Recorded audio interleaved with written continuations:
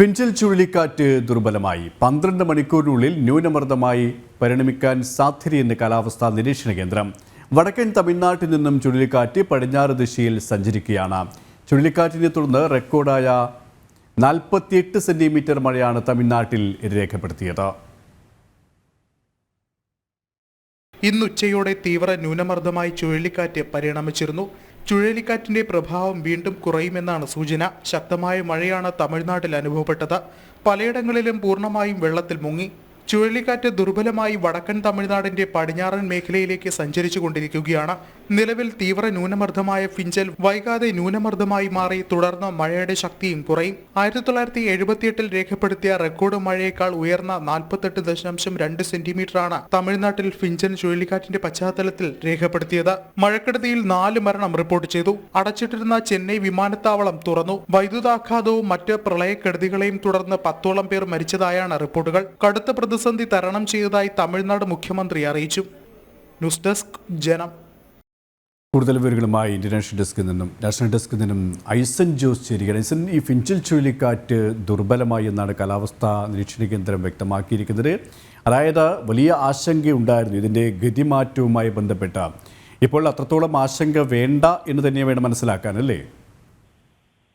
തീർച്ചയായും സുരേഷ്, നിലവിലെ സാഹചര്യത്തിൽ ഈ കാലാവസ്ഥയുടെ പ്രവചനം അനുസരിച്ച് ഈ ഫിഞ്ചൽ ചുഴലിക്കാറ്റിന്റെ ശക്തി തീർത്തും കുറഞ്ഞുകൊണ്ടിരിക്കുകയാണ് എന്നാണ് അറിയാൻ സാധിക്കുന്നത്. നേരത്തെ നമുക്കറിയാവുന്നതാണ് 80-ലേറെ കിലോമീറ്റർ ശരാശരി വേഗതയിലാണ് കാറ്റടിക്കുകയും അതിന് പോലുള്ള മുന്നറിയിപ്പുകളുമാണ് ലഭിച്ചത്. ചിലയിടങ്ങളിലൊക്കെ 200-ലേറെ കിലോമീറ്റർ വേഗതയിൽ അതിശക്തമായി കാറ്റ് വീശിയ റിപ്പോർട്ടുകളും ചില നിരീക്ഷണ കേന്ദ്രങ്ങളിൽ നിന്നെല്ലാം തന്നെ പുറത്തു വരികയും ചെയ്തു. എന്നാൽ നിലവിലെ സാഹചര്യത്തിൽ ഇപ്പോൾ, അതായത് നേരത്തെ അത് ചുഴലിക്കാറ്റ് എന്ന് പറയുന്ന സൈക്ലോൺ എന്ന് പറയുന്ന ഒരവസ്ഥയിൽ നിന്നും തീവ്ര ന്യൂനമർദ്ദം എന്ന അവസ്ഥയിലേക്ക് മാറി. ഇനി ന്യൂനമർദ്ദമായി സ്വാഭാവികമായും അത് ഇല്ലാതാകുന്ന ഒരു രീതിയാണ് ന്യൂനമർദ്ദത്തിന്റെ ഒരു രീതിയായി വരുന്നത്. അത്തരത്തിൽ ചുഴലിക്കാറ്റുകളുടെ രീതി സ്വാഭാവികമായും ഈ ശക്തമായ ചുഴലിക്കാറ്റ് ഇപ്പോൾ ന്യൂനമർദ്ദമായി മാറാൻ ഇനി 5-6 മണിക്കൂറുകൾ മാത്രമാണ് വേണ്ടിവരിക. ഇപ്പോൾ അത് തീവ്ര ന്യൂനമർദ്ദമാണ്. ഇനി ന്യൂനമർദ്ദമായി മാറുന്നതിന് 5-6 മണിക്കൂറുകൾക്കകം ന്യൂനമർദ്ദമായി മാറുകയും അതിന്റെ ശക്തി പൂർണ്ണമായി കുറയുകയും ചെയ്യും. മാത്രമല്ല, അത് വടക്കൻ തമിഴ്നാടിന്റെ പടിഞ്ഞാറൻ ദിശയിലേക്ക് സഞ്ചരിക്കുന്നു എന്നാണ് ഇപ്പോൾ നമുക്ക് ലഭ്യമാകുന്ന റിപ്പോർട്ടുകൾ. അതുകൊണ്ട് തന്നെ അത് വലിയ രീതിയിലൊരു ആഘാതം വരാനുള്ള സാധ്യത ഇല്ല എന്ന് തന്നെയാണ് മനസ്സിലാക്കാൻ സാധിക്കുന്നത്. മാത്രമല്ല, അതിശക്തമായ മഴയാണ് ഈ 2 ദിവസങ്ങളിൽ ഉണ്ടായത്. ഈ 2 ദിവസങ്ങൾക്കെല്ലാം തന്നെ ഇടയുണ്ടായത്. അതിശക്തമായ മഴ ഈ അടുത്ത ദിവസങ്ങളിൽ അടുത്ത മണിക്കൂറുകൾ റിപ്പോർട്ട് ചെയ്തത് റെക്കോർഡ് മഴയാണ് എന്നാണ് ഇന്ന് രാവിലെ വന്ന റിപ്പോർട്ടുകൾ ഇത് സ്ഥിരീകരിക്കുകയും ചെയ്യുന്നുണ്ട്. 48 സെന്റിമീറ്ററോളം മഴ ഈ 2 ദിവസത്തിനിടെ അതിശക്തമായി പെയ്തു എന്നാണ് അറിയാൻ സാധിക്കുന്നത്. 30 സെന്റിമീറ്ററിൽ താഴെയാണ് 2018 കേരളത്തിലെ പ്രളയത്തിലെ മഴ എന്ന് പറയുമ്പോഴാണ് ഈ മഴയുടെ തീവ്രത നമുക്ക് മനസ്സിലാക്കാൻ സാധിക്കുക. സ്വാഭാവികമായും വൻതോതിൽ വെള്ളപ്പൊക്കവും അതുപോലെ തന്നെ അനുബന്ധ പ്രശ്നങ്ങളും ഉണ്ടായി എന്നും നമുക്ക് റിപ്പോർട്ടുകൾ ലഭ്യമാകുന്നുണ്ട്.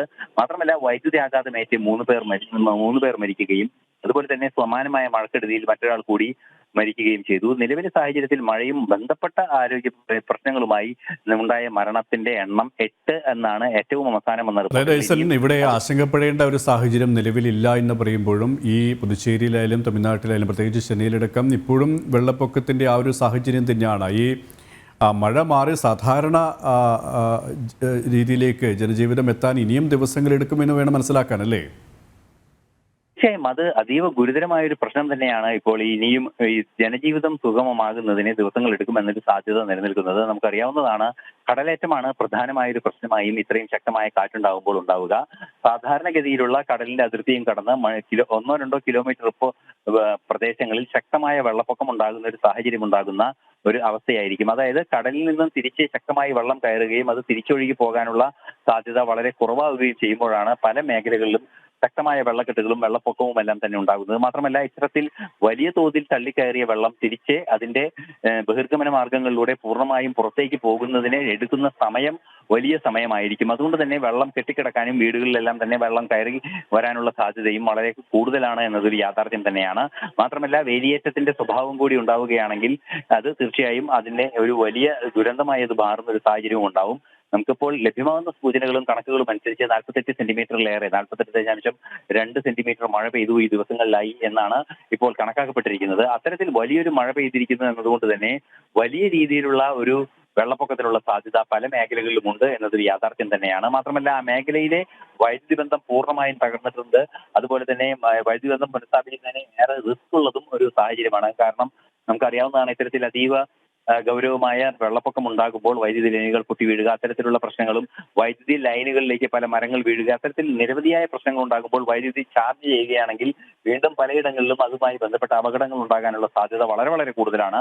അതുകൊണ്ട് തന്നെ പൂർണ്ണമായ ഇൻസ്പെക്ഷൻ പൂർത്തിയാക്കിയതിനു ശേഷം മാത്രമേ വൈദ്യുതി ലൈനുകൾ ചാർജ് ചെയ്യാൻ സാധിക്കുള്ളൂ എന്നതുകൊണ്ട് തന്നെ ഈ ഇരുട്ടിലായിരിക്കുകയാണ് ഒരു പ്രദേശം മുഴുവൻ എന്നാണ് അറിയാൻ സാധിക്കുന്നത്. മാത്രമല്ല അവിടെ കുടിവെള്ള വിതരണം, അതുപോലെ അനുബന്ധ വൈദ്യുതോപകരണങ്ങൾ പ്രവർത്തിക്കേണ്ട സംവിധാനങ്ങളെല്ലാം തന്നെ നിശ്ചലമാകുന്നതോടെ കുടിവെള്ള വിതരണവും അതുപോലെ മറ്റ് സംവിധാനങ്ങൾക്കെല്ലാം തന്നെ സമാനമായ വീഴ്ചകൾ സംഭവിക്കുകയും ചെയ്യും.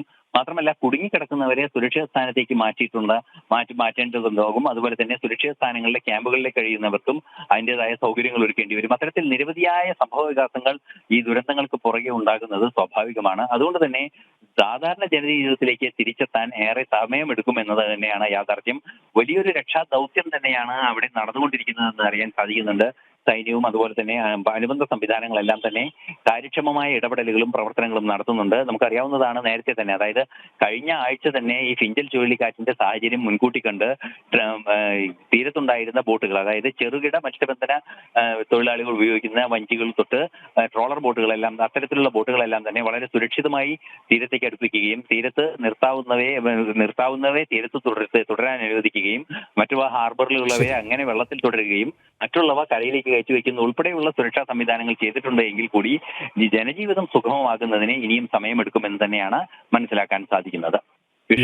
ഫിഞ്ചിൽ ചുഴലിക്കാറ്റ് ദുർബലമായി കഴിഞ്ഞു. 12 മണിക്കൂറിനുള്ളിൽ ന്യൂനമർദ്ദമായി പരിണമിക്കാൻ സാധ്യതയെന്നാണ് കാലാവസ്ഥാ നിരീക്ഷണ കേന്ദ്രം വ്യക്തമാക്കിയിരിക്കുന്നത്.